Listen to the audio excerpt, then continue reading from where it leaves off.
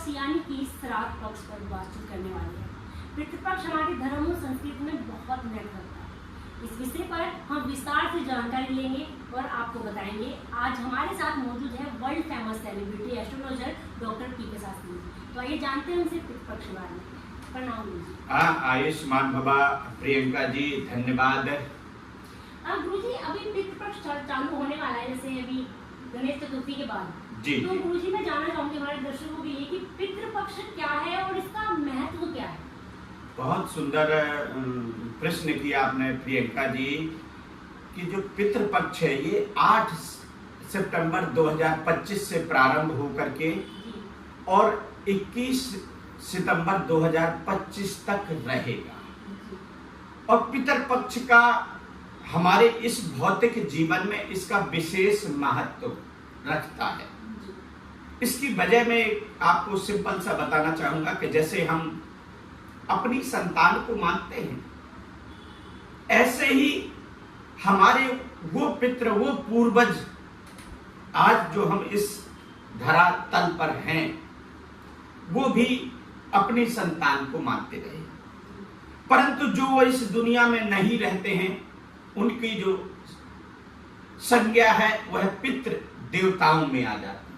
पितृ बस नहीं, पितृ देवताओं में उसकी श्रेणी आती है। और पितृपक्ष में हम साल भर देवी देवताओं की पूजा करते हैं, पर पितृपक्ष जो 15 दिन होते हैं उसमें आप देखते हैं कि बहुत सारे लोगों की तिथियां होती हैं। किसी की अमावस्या को डेथ होती है तो हम अमावस्या को मनाते हैं, किसी की पूर्णिमा को डेथ होती है तो पूर्णिमा के दिन वह श्राद्ध पक्ष में उनको श्राद्ध किया जाता है और उन पितरों को जल दिया जाता है। और किसी का प्रतिपदा, द्वितीया, तृतीया, पंचमी, द्वादशी, एकादशी जो भी तिथियां हमारी होती हैं, उन तिथि पर उनको जलांजलि देते हैं। कैसे देते हैं? सबसे पहले कि जौ, तिल और चावल, ये 3 चीज का विशेष महत्व होता है। एक जो तर्पण होता है देवताओं का, एक ऋषियों का और एक पितरों का तर्पण होता है। तो इस 15 दिन में हम अपने उन पूर्वजों के निमित्त तर्पण करते हैं, ब्राह्मण को, ब्राह्मणी को भोजन करते हैं, यथाशक्ति द्रव्य दक्षिणा प्रदान करते हैं और गाय को, कौवे को, कुत्ते को ग्रास निकालते हैं, जिससे हमारे जो पूर्वज हैं उनका जो आशीर्वाद है वो हम पर बना रहे। लोग ऐसे होते हैं जो अपने पितरों की तिथि नहीं जानते जी, तो वो किस दिन उन्हें श्राद्ध करना चाहिए? जैसे अब हाँ, बहुत अच्छा आपने यहाँ पर प्रश्न किया कि अगर किसी को अपनी तिथि नहीं पता होती है, और ये तो खास करके हमारे हिंदुस्तान में तो लोगों को अमूमन पता होती, जो देश विदेश में रहते हैं वहां का जो कल्चर, वहां की जो सभ्यता है वह थोड़ा विपरीत रहती है। तो ऐसे में अगर आपको तिथि नहीं पता है, तिथि ज्ञात नहीं है, तो आप सर्व पितृ श्राद्ध अमावस के दिन किया जाता है। अमावस के दिन किसी श्रेष्ठ ब्राह्मण को बुला करके और यथाशक्ति उनको द्रव्य दक्षिणा दें, संकल्प करा करके और अपने पितरों को तर्पण दें, देवताओं का तर्पण करें, ऋषियों का तर्पण करें और मातृ और पितृ देवताओं का श्राद्ध करना चाहिए।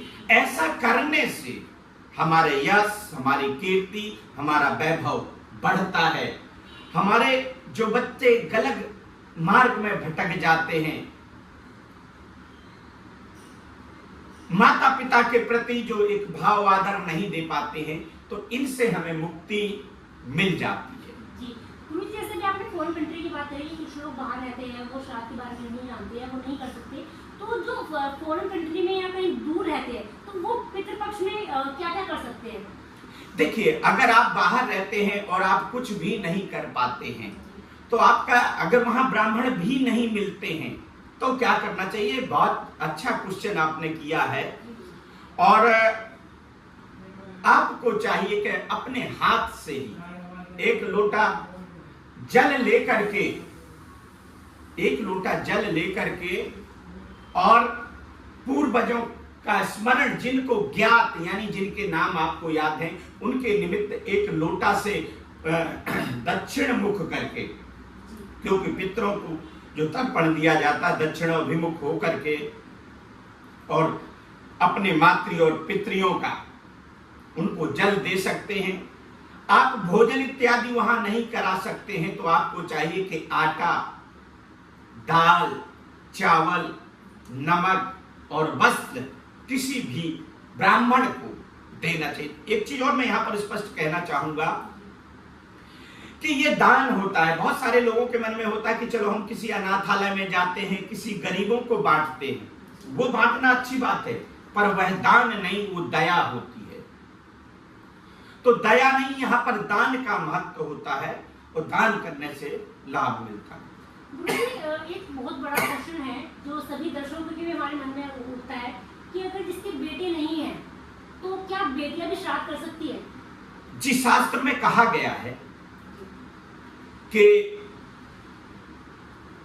गरुड़ पुराण में स्पष्ट लिखा है कि अगर पुत्र, विशेष करके पुत्र अधिकारी होता है, क्योंकि पुत्र से कुल वृद्धि होती, पुत्री जो होती है वह बर हमेशा दूसरे के कुल में जाती है। पर अगर पुत्र नहीं है तो कहते हैं कि आचार से, यानी ब्राह्मण से कराना चाहिए। यदि वो भी नहीं है तो उनके बहन के बेटे यानी भांजे से करवा दे। अगर वो भी नहीं है तो पुत्री का जो पुत्र है उससे करवाना चाहिए, क्योंकि पुत्रियों को तर्पण निषेध है, बाकी सब कुछ कर सकती है।